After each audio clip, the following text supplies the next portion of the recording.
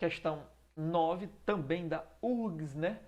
Só que agora ele fez uma pergunta muito famosa. Então ele disse aí, no estudo da população de bactérias, veja que é um enunciado muito parecido, né? Só que em anos diferentes, o que mostra a importância, né? Se você vai fazer URGS, você tem que fazer as provas anteriores da URGS, né? Para poder ter aí uma ideia do que está acontecendo lá. Se você vai fazer o NB, você tem que fazer as provas anteriores da UNB. Se você vai fazer Enem, você tem que fazer provas anteriores do Enem. E assim com tudo de vestibular, né? Veja como os enunciados são parecidos. Não só as provas anteriores do que você está prestando vestibular, como outras parecidas de outros cantos, né? Então ele deu um enunciado muito parecido, deu a nossa lei de formação, né? O número em função de t é 20, ou é 20 vezes 2 elevado a 1,5t. Ele falou aí, né, que é t horas após o início do estudo. Esse t aí, a unidade é em horas, ele está me dizendo isso, tá bom?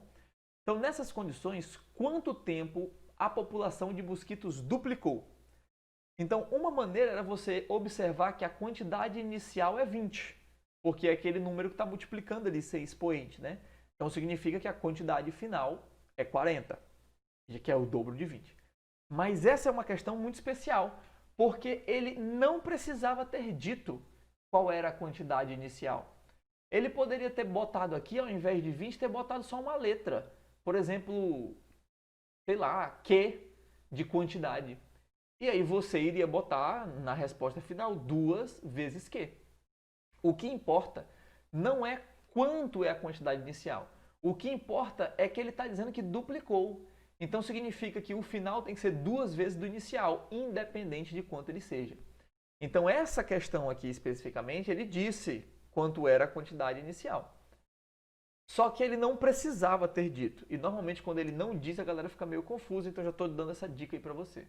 Então significa que no final ele quer que seja 2 vezes 20 igual a 20 vezes 2 elevado a 1,5t. Então note que como esse 20 vai cortar com 20, tanto faz, né? O que não interessa a gente saber que é 20 aqui, né?